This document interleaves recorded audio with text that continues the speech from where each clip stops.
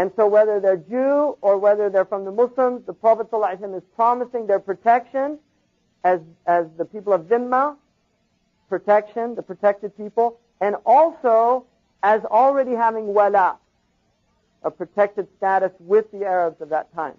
So the Prophet ﷺ does not, and it will be the Jews who are treacherous with this treaty. They're the ones that break it. The Prophet ﷺ never broke that treaty, hasha. So had they maintained that treaty, and the most bizarre aspect of this whole thing is that they align with the mushrikeen, the polytheists, who were their enemies before Islam because they were Unitarians. And so it's a very strange situation. Now, another very eventful experience for the Muhajirin is they lived in Mecca, and people who've been in Mecca know it actually traditionally was a very dry climate, very healthy climate. So the Meccans were healthy people. When they go to Medina, there's a fever there. It's a waba. It's an epidemic fever that comes and people die in it.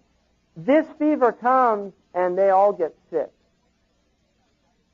And the Jews are saying, that this is a sign, right? And also the mushrikeen are happy, which is one of the reasons why when they made the pilgrimage, the Prophet ﷺ did the yattabi'.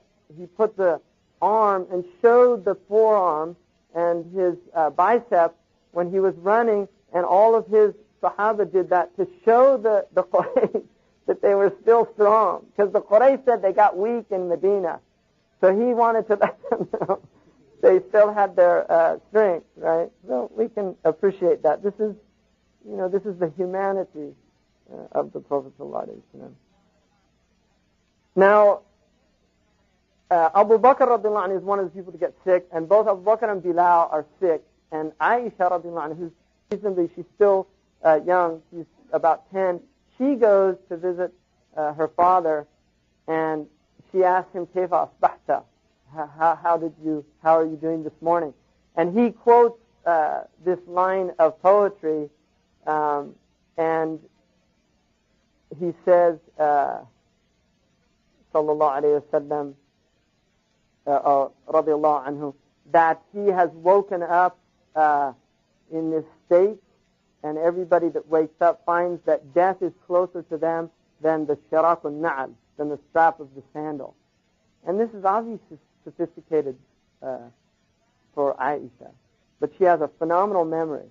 And then Bilal then adds to it by making another quote saying, will we ever get back and drink the waters of Majannah in Mecca and have our health back? And so she goes back, and the Prophet ﷺ asks, how are they doing? And she says, Yahzuna, they're in a delirious state. And so he says, why? What did they say? And she quoted verbatim the lines of poetry they recited to him, and he said he was happy that they were fine. Now, the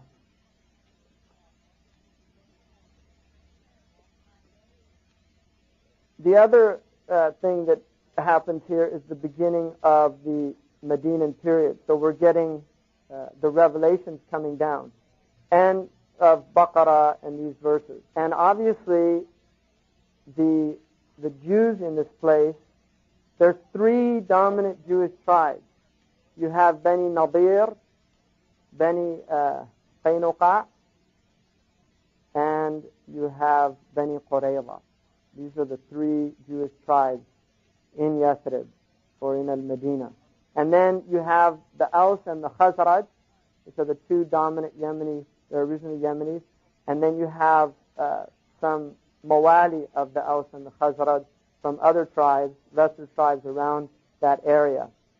And one of the things that he mentions in there is that on page 126, he says, eagerly the Jews had looked forward to the coming of the predicted prophet, not for the sake of spiritual enlightenment, it would bring but, so that they might regain their former supremacy. You see, so this is obviously a different intention here. And when they see that it's from a descendant of Ishmael and not Ishaq or Isaac, who was proclaiming the truth, then they reject it. Now, there's an event that occurs here that one of the Jews, the Prophet ﷺ was once looking for his camel, and one of the Jews said, he claims to know things from the unseen and he can't find his camel. And so the Prophet ﷺ said, I only know what Allah revealed. And then he told him, but, because Jibreel ﷺ told him where the camel is, it's now, right now, in such and such a place. And they went and they found the camel. So, extraordinary things were happening. Another thing that's really important to remember is the Aus and the Khazraj, who were enemies. These people hated each other. They had poetry, long lists of poetry in which they attacked each other in this poetry. They had just suffered the battle of the Bu'as, where they lost most of their leaders, and suddenly they're united. So when you read the verse in the Quran, وَاعْتَصِمُوا بِحَبْلِ اللَّهِ جَمِيعًا وَلَا تَفَرَّقُوا, hold together to the rope of Allah, don't separate, وَاذْكُرُوا نِعْمَتِي عَلَيْكُمْ, right? إِذْ كُنْتُمْ أَعْدَاءً, when you were enemies, right? And Allah united your hearts. فَأَصْبَحْتُمْ بِنِعْمَتِي إِخْوَانًا, and you were, by the blessing of Allah, made to brothers. So that verse is deep, because they really were enemies, quite literally killing each other. And so they're brought together. Another thing that's very powerful that's going on is people like Bilal al-Habashi, Suhaib al-Rumi, insignificant people in the Arab Jahili understanding. People like Ibn Mas'ud, very insignificant. He was a Confederate. He was not a pure Arab. His mother was an African slave, so he was half black. And the Quraysh looked down on him, and suddenly he's actually a scholar that people are looking up to and respecting. So there's a radical transformation going on in their understanding that is an extraordinary departure from the Jahili tradition. Now, I want to bring our attention to a few points here. One, the Prophet ﷺ did something very extraordinary, which is, again, from his fatana. He did mu'akha, which is uniting the Aus and Khazraj with the Muhajirin through mu'akha. And it's later abrogated. But he actually made a pact between people that was literally the person became your brother.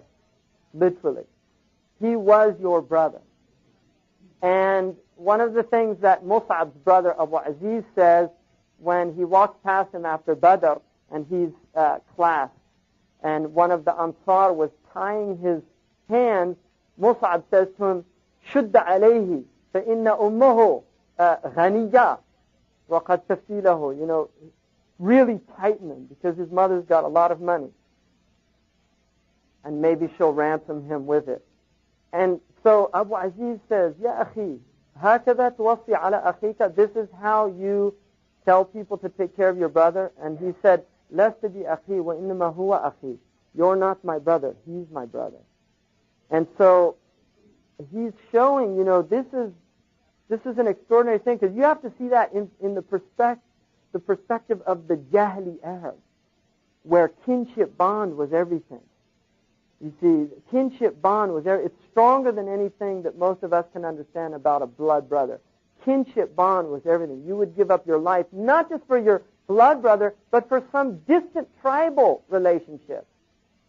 And so, really, this is something that people have to really consider this deeply, because this idea of the brotherhood of Islam overrides family and nation and tribe and all of these. These are all Jahili concepts.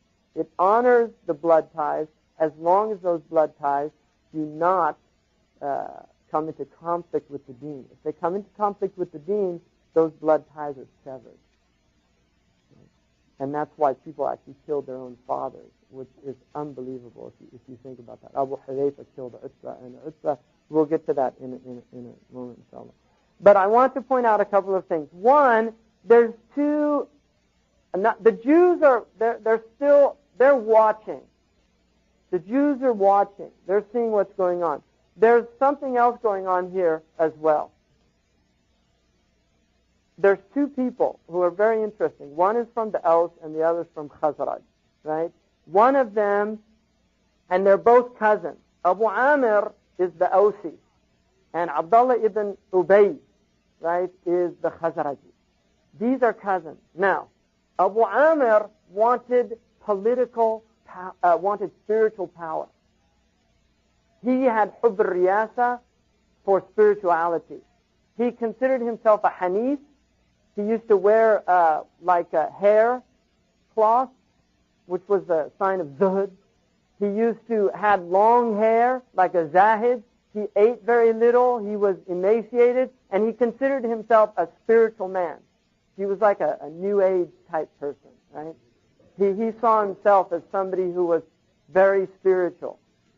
And the other person is Abdullah bin Ubay, he's not interested in spirituality. He's interested in dunya, the secular power. And these are the two powers that human beings have over people, spiritual power and secular power. And this is really important because both of them become obstacles for people seeing the truth. And this is rooted in hubb al-riyasa, love of leadership, which is, according to Sidi Abdul Wahid ibn Ashar, the root disease of the human being. Now, what happens? Abu Amr goes to the Prophet. He wants to see. What are you teaching? He said, I've come with the millah of Ibrahim alayhi salam. He said, no, you haven't. I'm following Ibrahim.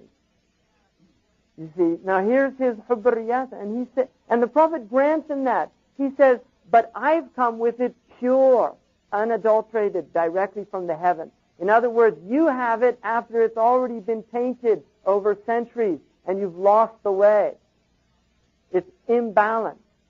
I'm bringing it pure. And he says, Kedibta, you're telling a lie. And then he says, and then he calls a curse. He says, may the one who's lying, this man, Abu Amr says, may the one who's lying be distant, exiled, and let him die alone.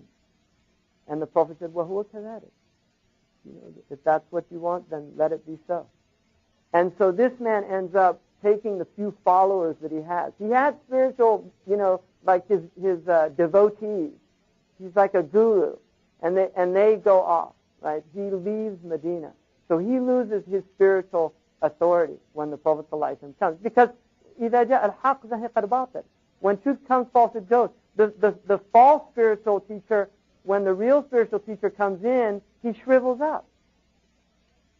Because there's no substance. There's nothing substantial there. But the point of that story is his love of leadership prevented him from seeing the truth, because Allah says that He will divert His signs from those who have kibr in their hearts. فَأَصْرِفُ آيَاتِي عَنِ الَّذِينَ يَتَكَبَّرُونَ فِي الْأَرْضِ بِغَيْرِ حَقٍّ. I will turn my signs away from those who have kibr, arrogance. I will turn it away from them when it's without بِغَيْرِ حَقٍّ. They have no right to do that. So he diverted his signs from this man because of that kibr in his heart, spiritual kibr, spiritual pride. And that's why Imam al-Junayd says that the first obligation is not tawheed, like the mutakallimun say. He said it's to get rid of kibr, because if you don't get rid of kibr, you won't be receptive to tawheed. Allah will not give you tawheed because of your kibr. So now the second person is Abdullah ibn Ubay, right? Who is now the Prophet ﷺ actually once visits him, and this is really interesting. The Prophet on his donkey, he had a himar, which is a sign of mutawadi', because the Arabs did not ride donkeys. Slaves and women rode donkeys. So it's important to see that. This is breaking the Jahili thing. Because Arabs rode burdun, they rode baghla, they rode khayl, they rode jamal. They rode animals that had izzah.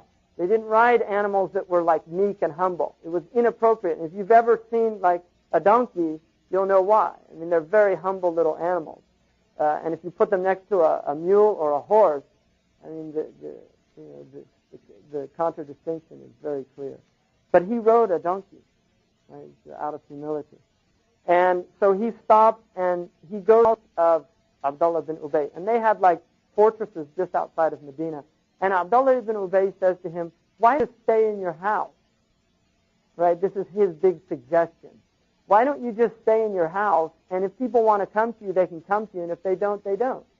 So at least here it's a suggestion, right? The Quraysh are they were forcing them to do that, to keep in the houses. Whereas here it's a suggestion.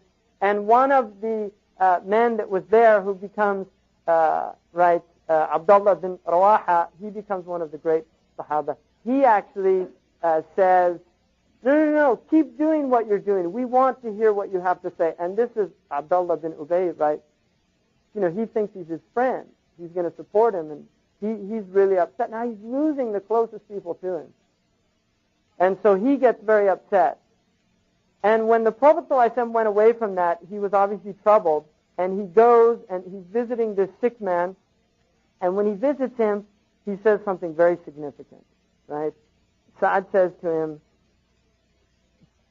be gentle with him, because wallahi, we were making his crown for him before you came. They were going to make him the king of Aus and Khazraj. They were trying to unite the Aus and Khazraj, and he said, we were making his crown before you came. So, in other words, he's just trying to explain the psychological state of the man. He's devastated because he's lost it. But the point is, for me, the point here is hubb al-riyasa, love of leadership. And I would take from this also another ishara, and Allah subhanahu wa ta'ala knows best, is that if you look at the two enemies of Islam, more than anybody, and these are the ones that Allah concerns us with in the Quran, are the Jews and the Christians. And what the Jews want is like Abu Amr. They want spiritual leadership. The Christians, thank you. They want spiritual leadership. They want that they're the ones that have the spiritual monopoly. The Jews aren't interested in spiritual leadership. They don't want people to convert to Judaism. They want secular leadership because they see themselves as that they are the chosen people and that they should rule the world. And they actually believe that in the end of time, according to their theology, in the end of time, the Messiah comes and establishes them as world rulers. That's part of their theology. So the Jew wants this secular leadership, whereas the Christian wants spiritual leadership. Right? He believes that he has a monopoly on the truth, and everybody else is wrong.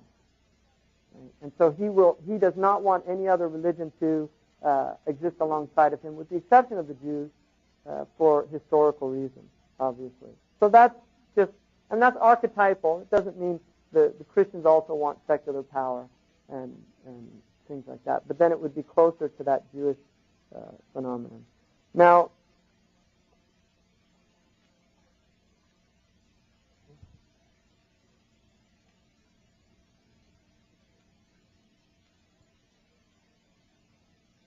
another very important event that takes place. There was one of the Jews from Bani Qaynuqa or Qaynaqa or Qayniqa, it has a musalla. One of the Jews from this tribe was Hussein bin Salam. And this man was a rabbi. He was one of their most learned people. And he comes to the Prophet ﷺ. He's actually seen the descriptions of the Prophet. He recognizes him and he says Shahada. The Prophet calls Bani Qaynuqa to his gathering, their leaders. And then he asks them, he names him Abdullah. And he tells him to stay behind a curtain. And then he asks the Jews, what do you say about this man? And they say, Alimuna ibn Alimina. He's the most learned of us, the son of the most learned, and he's one of our Sada. He's a leader. And so Abdullah ibn Salam comes out and he testifies. And they immediately reject him from that. And there were a few other of the Jews that become Muslim also. And the interesting thing about Abdullah bin Salam is he does fight in jihad, and he actually was the one that defended Uthman when the Khawarij attacked his house. He actually stood on the house, on the rooftop, and said, leave this man alone, don't touch him, because wallahi, I saw this man defending the Messenger of Allah, spending his wealth for the Messenger of Allah, and serving Islam in the times when Islam was weak, and they start shouting, "Kill the Jew." Because he's told them, "I was a Jew, kuntu rajulan yahudiyan, I was a Jewish man, man Allah alayya bil Islam." And so he actually died shaheed, radiallahu anhu. So he is one of the great Sahaba. Now, another really extraordinary event occurs, I think, and that is the adhan. Now, they're beginning to gather for the prayer, and they have to pray 5 times a day, and they need to be called because people are in their houses. So they start debating how they should call, and some suggest using the horn because the Jews used a horn, a ram's horn. And some suggest let's use a naqus, which was wooden. It was like a wooden bell that the Christians were using. And so the Prophet ﷺ agreed on the naqus, the bell, because we're closer to the Christians than the Jews. And so he starts, the naqus is actually being made, and one of the Sahaba, radiallahu anhu, has a dream.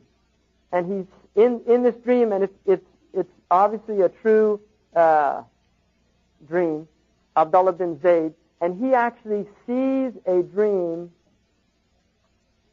in which the Prophet ﷺ, in which a man comes to him, and he has a naqus, and he asks him for it, and he says, "What do you want with it?" And he says, "I want to call people to the prayer with it." And he says, "I'll give you something better than this." And then he teaches him the adhan. And when he goes and tells the Prophet ﷺ, the Prophet ﷺ says, "This is a true dream." Now, the Prophet ﷺ then says, "Go get Bilal," because Bilal was known to have a very powerful voice, which we'll see on Badr.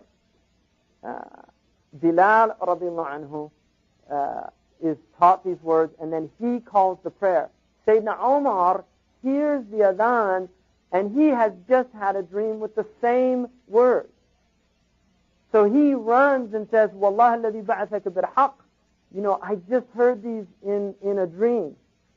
So now, to me, one of the really significant things about this is, one, is really radically diverting the Muslims from these previous traditions, the Jews and the Christians. This is important. He is establishing a new revelation that is freeing itself from all of this tradition that is in the previous teaching.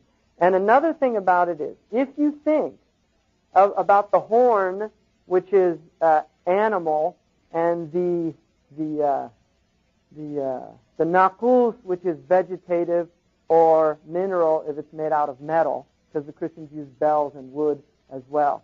So you have these, the animal, the mineral, and the vegetable as ways of calling people to the prayer. And this is from the world.